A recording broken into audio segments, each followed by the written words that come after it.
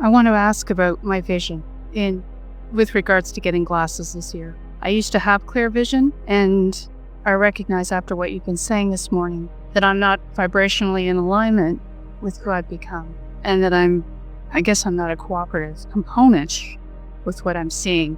Well, anytime, let's start in a very important place. Every manifestation, and they're all around you all the time, every manifestation is an indication of vibration, yes? So once a manifestation occurs, it can be very helpful to just notice how this manifestation feels. What does the manifestation feel like? Because in identifying what it feels like, you can sometimes recognize that you've been feeling that quite a bit, and then you can figure out what subjects in your life have been making you feel like that quite a bit. In other words, it's an interesting thing because so many people, there are many people, and maybe even the majority of people in this room, who would say, as you move through time, there are just these normal things that are likely to happen to your physical body. A diminishment of well-being is just a sort of accepted thing. Huh. Yeah. Well, we're just saying that most people, especially if you hear it from the doctor, well, at your age, well, this is something that is a pretty normal thing to happen. We're just saying that in your society, there's an acceptance of your physical apparatus declining that is because of a basic misunderstanding of resistance. In other words, the only thing that causes a declining of what you want.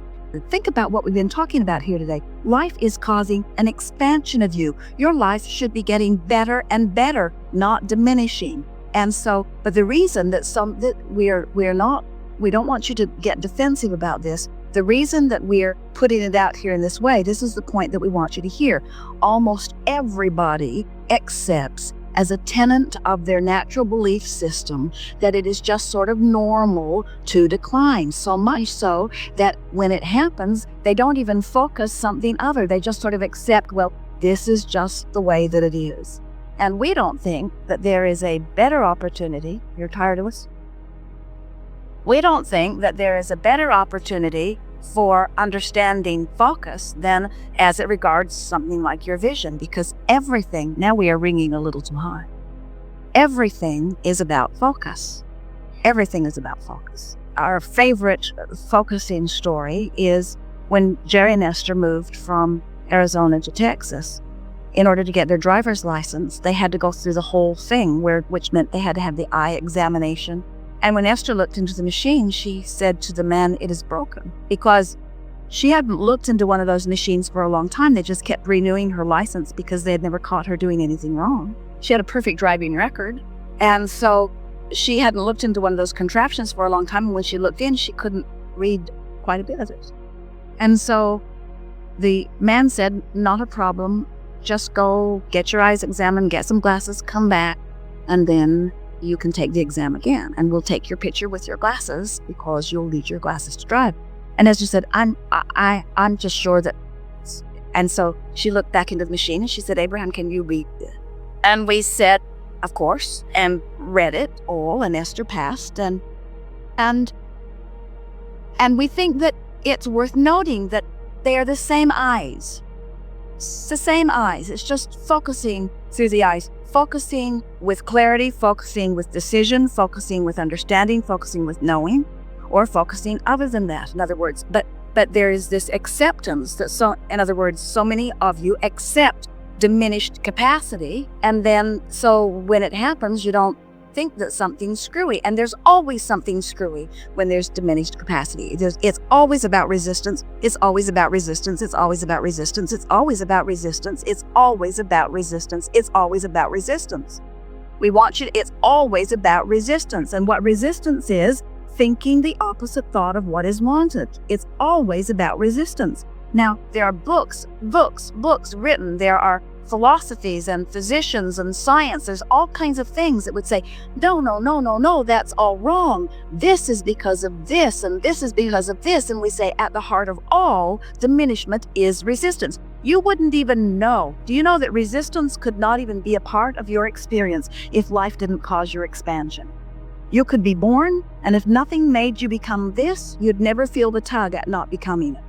The only reason that existence can even exist anywhere in the universe is because you've expanded to something more. So don't you think it is an interesting thing that life caused you to expand, and you're not taking the expansion that now gives you evidence of diminishment? It's not diminishment, it's not keeping up with expansion. Right. And if you can look at it in that way, everything will turn around. So I'm not keeping up with my... Well, how does the thing that's going on with your vision, what does it make you feel? Give us the emotional description. Frustrated. Or I'm angry.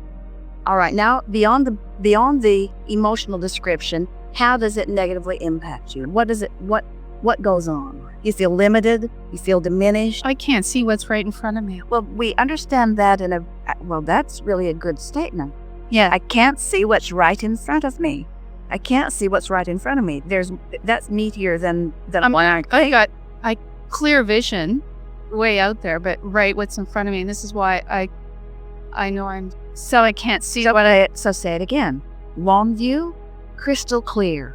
Up close, all fuzzy. Yeah. Did you hear us say earlier today that when you step back and look at things with a more general view, it always clears up? I mean, you get in there nitpicking over the details. That's always where it trips you up. Yeah. Next. In other words, you want to hit it so head on. Now you see what happens is, so you've got a vibration going on and you don't know what's going on, but it's going on. And so you ignore it and don't do anything about it. In other words, Jerry and Esther had an experience just recently where when they looked at the details of something, it was so disturbing enough that they almost made a very big decision about a relationship with someone and then ultimately didn't make it. But we encouraged Esther especially to step back and look from broader view. And when she stepped back, the enormity of the value was so enormous that all the resistance went away. It's when you zero in on a problem and wrestle with it. In other words, it falls into the category of no longer trying to control the uncontrollable. And so many of you are putting so much attention to so much detail and struggling so hard to control the uncontrollable that you hold yourself in a state of resistance. And in that resistance, you have diminished capacity on many levels. So those were really good words. When we say, how does it affect you? You say, well, I can't see what's right in front of me. And then we want to ask the question, the obvious question that we sort of pointed out earlier.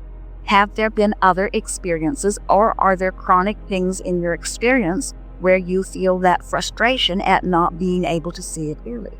Well, I recognize that when I look back, I put out that I wanted to see the unseen, to see, i.e., what's in the vortex, to see what's in... Do any of you see aura? What's the condition of this room? Is it conducive to it? Any of you see anything? So look at Esther. Now you're a bit close, but it should be fine for you. So as you look at Esther, rather than looking at her, try to look through her. Imagine something on her back or on the wall behind her. So if you're wearing glasses, you could take them off. Just sort of diffuse your focus and look in the direction of her with softer view than you usually do, looking at the wall directly behind. And as you do, in your relaxed gaze, sometimes you are able to see the energy. And it's a bit like if there were a bright light shining on her that would make a very big shadow behind her. It's a bit like seeing a shadow behind her, but instead of shadow, it's some light. So anybody getting a look at it. Now we're going to goose it out just a little bit. If you're not seeing it, you're just trying too hard, just relax. And some rooms are better than others. These curtains are not the best. Seeing it? Just relax and look. And then when she moves, sometimes you can see it standing there. Now, the purpose of the demonstration is in the softening of vision. In other words, people often say that they will see a ghost out of their peripheral vision. And the reason is because it's unfocused. So you're seeing things in the peripheral vision that they don't see in the focused vision.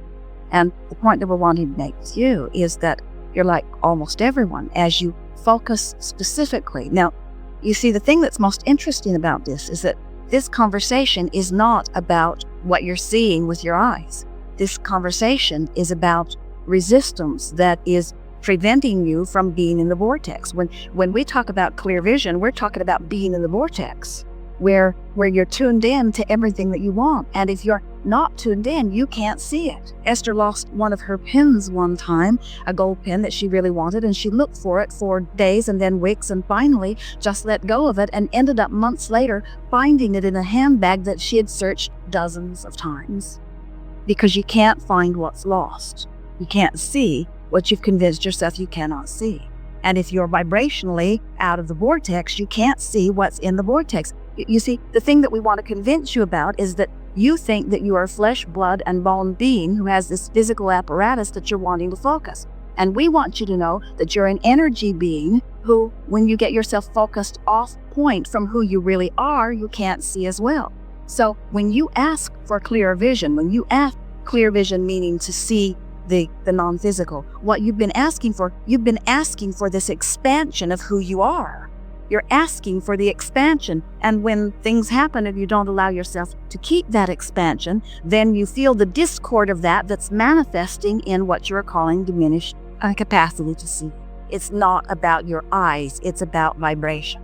If you could just that's a very good mantra to repeat for a while. It's not about that, it's about vibration. It's not about vision, it's not about what he's doing. It's about vibration. It's not about what I commonly want to make it about. It's about vibration. And I have complete control over the direction of my thought. Therefore, I have complete control over the relationship between the vibration of me and the vibration of who I really am. There are all kinds of situations in diminished light you don't see as well. You ask so much of your eyes. You look at computer screens and train your eyes in a specific way. In other words, you know how when someone opens the door and bright light shines in, Esther's eyes are dilated very large when she is allowing us to flow through her. And when someone opens a door or when we gaze in the direction of a bright light, it is an unsettling thing. In other words, your eyes are adjusting all the time. And in your environment where you're in and out, you're active in many ways, your eyes are doing a remarkable thing. So if we were standing in your physical shoes, we would give our physical eyes a break. We would call them tools that know what to do. And then we would say, and I'm going to assist my tools that know what to do, whether it's my digestive tract or my ability to see, or whether it is my metabolism. I'm going to assist my physical apparatus in doing what it knows how to do by keeping myself, emotionally speaking, inside my vortex. Right. And because it's no funny coincidence that the clear view that you're seeking is represented by what's happening visually. Now, we can feel that's a little unsettling because you still are physical beings who have learned to accept physical realities. And here we are wanting to stretch you into the vortex where you have no good reason to accept any physical limitations. You know that? You have no good reason to accept any physical. You say, well, yes, I do. There's all this evidence. I have doctor's reports. My optometrist has said such and such or whatever. And we say, well, looking at what is and studying the criteria and the statistics of what is has nothing to do with what's in your vortex, and everything that you're living is about your relationship with your vortex. Let's see if we can find another way of saying it too. So let's say there are two people that we are studying, and they're standing in a similar environment, and one is living extraordinary contrast and reaching, and therefore expanding, but still focused upon what is right here, right now. The other one, not exploring much contrast, sort of immune to it, not observing, and therefore not expanding, but still observing what is. So two people standing and observing the same situation, one of them tortured and one of them not. Which one do you think feels more tortured? The one who expanded. Because the one who expanded has, through expansion, created a bigger gap. That's why we say, it's just keeping up with you. Everything's about keeping up with you, you see. So that's why you can't measure yourself accurately against one another. You don't know who they are coming in. You don't know how contrast has affected them. You don't know what's in their escrow. You can't tell what, and yet